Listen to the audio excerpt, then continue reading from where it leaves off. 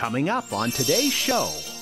But I also think the concept of the three-legged stool is something that we have all experienced visually at some point in our lives.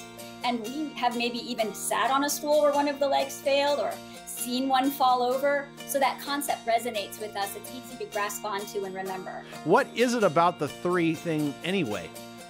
Well, I think three is something that it's a small enough number that people have a real shot of remembering. So that's a good thing about three.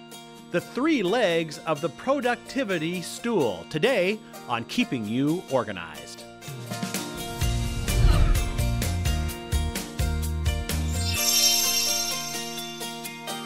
Hello and welcome to Keeping You Organized. Today we're going to pull a piece of furniture out. It's a little stool with three legs on it, and we're going to use that, as many professional speakers have over the years, as a word picture, illustration for productivity. And to guide us through this three-legged stool analogy is Shauna Turner with the Shauna Method. Shauna, how are you doing today? I'm doing great, John. Good to be with you and your watchers and listeners. Yes. Well, we are going to talk about the classic three-legged stool. I can't tell you how many sermons, how many presentations I've heard using this, and we're going to apply it to productivity today, which is really great because I think there's something probably about three things. You know, they say if you have a list of three is good. If you put pictures on the wall, you should have them in groups of three. What is it about the three thing anyway? Well, I think three is something that it's a small enough number that people have a real shot of remembering. So that's a good thing about three. But I also think the concept of the three-legged stool is something that we have all experienced visually at some point in our lives. And we have maybe even sat on a stool where one of the legs failed or seen one fall over. So that concept resonates with us. It's easy to grasp onto and remember. Yeah, and I suppose you really can't have a two-legged stool because it would tip over, or I guess they do have one-legged stools, but that's for totally different stuff. But that's a totally different topic. Yeah, and it's probably not a stool at that point in time. But anyway, let's talk about these three legs and get into it as far as how it works with productivity. So what's the first leg? So there are three legs to the stool, and the first one that people think of pretty easily is managing time.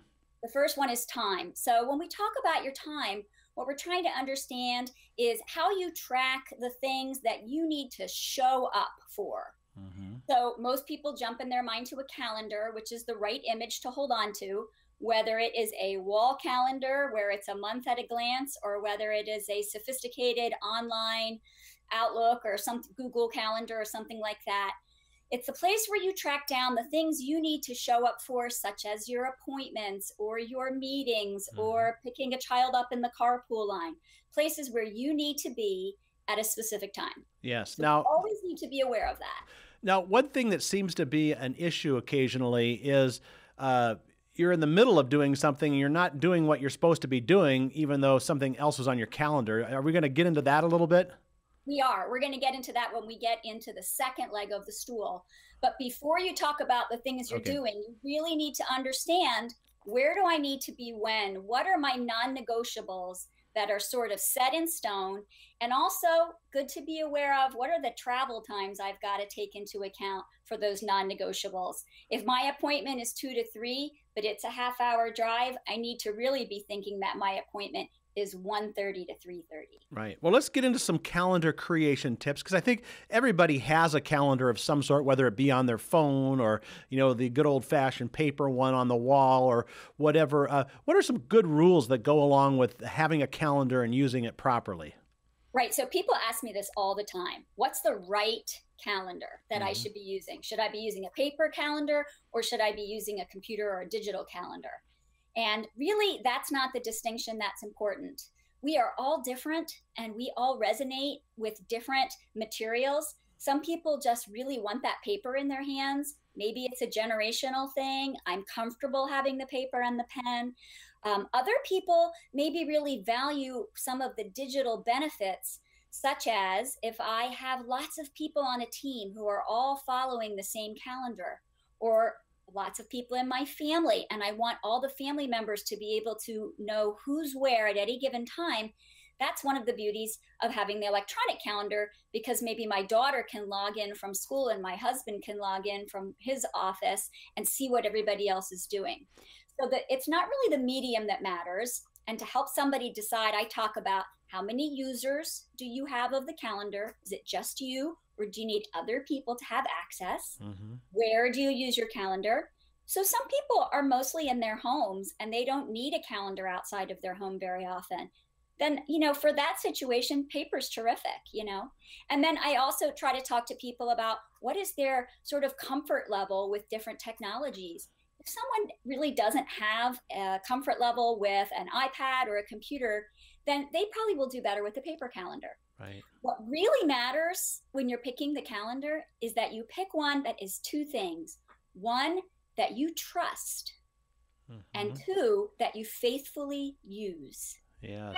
So any tool that you faithfully use and that you trust enough that you will always go there and always check it, that's the calendar that's going to work. The format is less important. It's your commitment to using the tool that matters most. Now, I have this, I don't know why, maybe it's partially in my life, this vision about two kinds of calendar people. There's the one who has the things like their doctor's appointments and, maybe when their vacation days are, but not a lot else. Then you got the other guy who I just, I think about the old Franklin planner thing, and, every 15 minutes is scheduled. I mean, they're both calendars. One has a lot less detail on it. The other one is detailed down to the 15-minute block. I know there's probably, stylistic usage cases for both, but how do you kind of find a common ground there? It's such a really good question, because what you're doing is you're touching on the two legs of the stool at once. So some people only use their calendar to record their appointments. Again, those things they have to show up for. So their doctor's appointment, the meeting they have to attend, the trip that they're taking, their holidays, those things they're recording in their calendar. Other people use their calendar tool to also plan the second tool of the stool, which is their tasks. Oh. Now, are we ready to move into that, or should we go back and just make sure we've covered kind of all the points about good calendar tips? I mean, and maybe you can talk about daily versus weekly review, or some of those things that people can use to kind of get more use out of their calendar.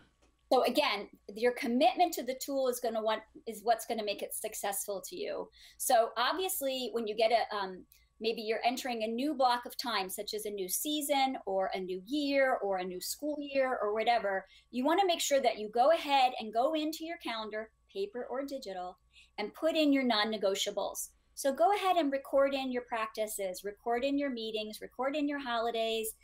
Take the time to do that, because that will help you maybe 2 months down the line when somebody's asking you, are you free? You will have already taken the time to put those things in. It's really important that you block out your non-negotiables to keep you from accidentally double scheduling yourself for something. So at a minimum, we need to do that once.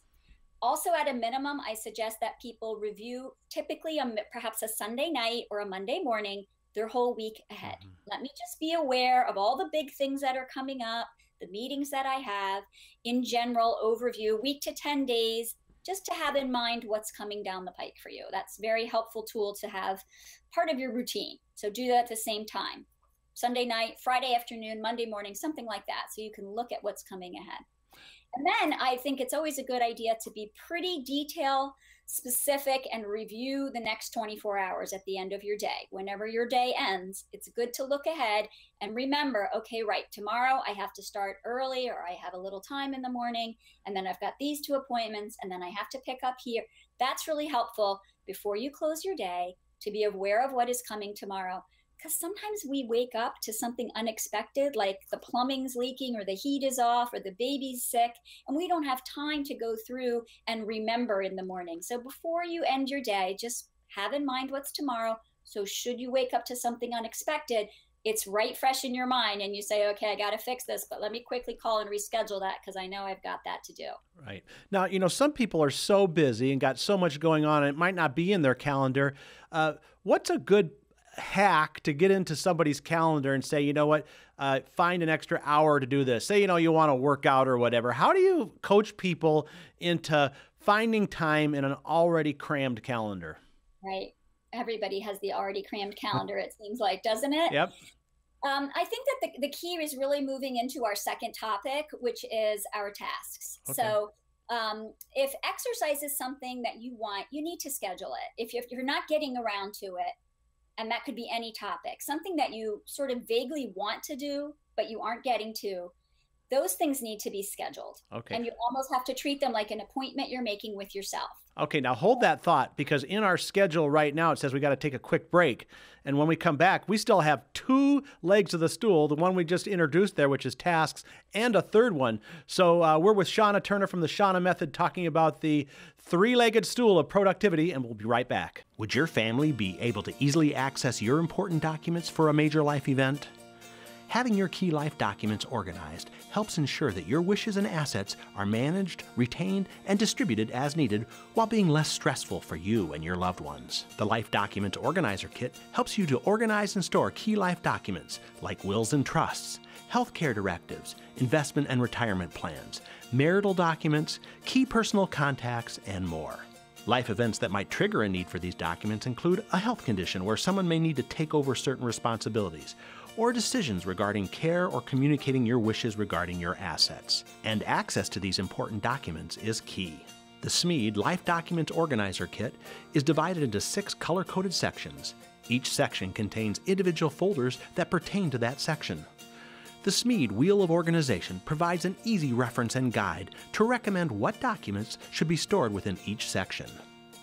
The Life Documents Organizer Kit has the flexibility to expand by adding additional categories that are specific to your own situation. Being prepared can alleviate your own stress and the stress of others. Keep your life and the documents that matter most in order with the Life Documents Organizer Kit. From SMED, keeping you organized. We are back now on Keeping You Organized, talking about the 3-legged stool of productivity with Shauna Turner from the Shauna Method. And Shauna, we got the first leg of the stool, the calendar down, and we just started into the second leg, which is tasks, right? So let's dig into that now a little deeper. And of course, we have, in our remaining time, we've got to get to the third leg too, which I'm sure we can do because we're organized people, right? We can get it done. All right. We can definitely get it done. So the tasks is, a lot of people think of this as your to-do list, right? And so this is the second element of being productive. Now we've already done our calendar. We know what we have to show up for. We're aware of that. That's booked. Now we have to use the time in between and around all those things probably to accomplish a lot of tasks that we have before us. No matter what our job is, we have to get stuff done. So we know what we have to show up for. Now we're going to look at our calendar and we're going to maybe block out some time to take care of our tasks. So the first thing we need to do is we need to know, what do I need to do, right? And I recommend that people keep kind of 2 big concepts in mind. One is most of us have large projects before us. So if I'm a student, maybe I have to do a research paper, or maybe I'm a homeowner and I think I need to clean out that attic, right? Those are big projects. And we want to keep a list of our big projects, but we're not going to schedule that project for one day. We can't do a whole research paper in one day. We can't clean out a whole attic in one day. So the really important step is to break those big projects down into smaller tasks.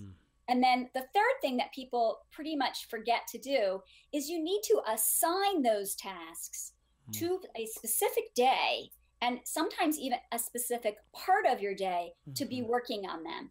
Right. If I just have the laundry list, I'm probably going to gravitate toward working on the things that are easy for me, or that I know how to do and I know I can do, and I might procrastinate the ones that I'm a little unsure about, that make me uncomfortable, that I don't really want to do.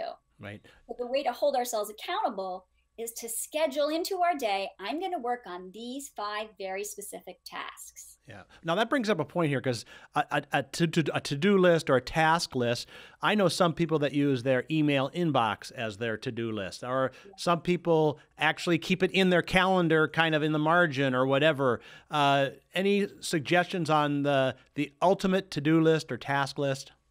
So first of all, let's talk about what you shouldn't do. The email inbox should never be your to-do list because that's giving the power to someone else to tell you what to do. We don't want to do that. Another thing we don't want to do is we don't want to leave something out and say that piece of paper is going to be my reminder that I need to take care of this. That system would only work for people who have absolutely zero visual clutter and can't stand that piece of paper sitting there, and that will drive them to tackle it.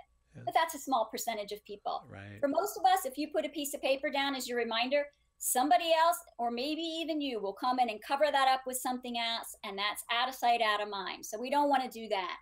And then the last thing you don't want to do is just have these random little scraps of paper that you pull out and you jot on, because those are inconsistent. So you're not doing the same thing every day. They're easy to lose, and they don't really enable you to plan into the future. They only allow you to plan what's currently sitting in front of you. So you're selling yourself short with that. Right. Those are the things we don't want to do. Now, I've seen people who do something similar to that. They'll have a little, they'll even take old scrap paper, cut it up into little squares, have a little pile there. They think of something to do, they write it down, and then they put it in a to-do folder, physically, like they're delivering mail to themselves. But you still got to get that stuff out and put somewhere, correct? Right. So the key is about marrying those items that they've captured on those little pieces of paper to their plan of day. And this is what most people don't do, and why they fail short. So if you have a day where you are booked in meetings from 8:30 in the morning until 5:30 at night, that is not the day that you're probably going to get back to maybe a bunch of people that you have outstanding calls with. Or it's not the day that you can spend 2 hours doing research on an upcoming project. You're already booked. What we need to do is have that list, but then we need to look at the calendar, and that's why they're the three legs of the stool, and say, okay, Monday's shot, Tuesday's shot, but Wednesday, I have a big block of time in the morning. So Wednesday, I'm going to assign these tasks to Wednesday morning, and I'll work on them then. Now I'm holding myself accountable to using that time on Wednesday to handle this specific list of items. Okay. So having a scheduling tool that allows you to plan into the future is really helpful. Right. Because we don't always do everything today. And that, I think that brings the idea of the stool. You know, you really can't have a task list without a calendar. They do need to work together, right?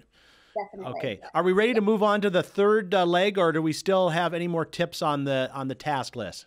The other thing I would say on the task list is that, once again, just like with the calendar, there are many great options. You can use a paper book, something as simple as, a composition book or a notebook, where you've written the date at the top of each page. Or there are some great apps out there that you can use. Any.do is one, Todoist is one. If you use a PC, you can use Outlook for both your calendar and your task list. So again, it's a system that you're going to trust and faithfully use. That's what's most important. Yeah. Now, does Google have, I know they have Google Calendar. Is there a Google task list too? I guess I don't know the answer to that question. I think that it's not as integrated as it is on Microsoft Outlook, so I probably wouldn't send anybody directly there. But I love Google Calendar, and there are ways to integrate, and there are some apps that can do that. But really what's important when you're picking out your system is something that is day by day, so you can look ahead. This is something that happens to all of us, right? We were supposed to call Joe. And when I put this in my calendar or my schedule, I don't just write call Joe. I say, call Joe at this number about fixing the plumbing in the bathroom. So you want your list to be super specific, so you remind yourself of the task. But sometimes I'll call Joe and I'll get his voicemail and it says, I'm on vacation until next week. Well, then if I don't, I might lose that to-do item if I just had random scraps of paper, right? But instead, what I'd like to do is flip ahead to next week and re-record that task. Call Joe at this number about the plumbing in this bathroom, maybe a week and a half from now. That way I don't forget it, and I have a place to record it, even though I can't get it done today.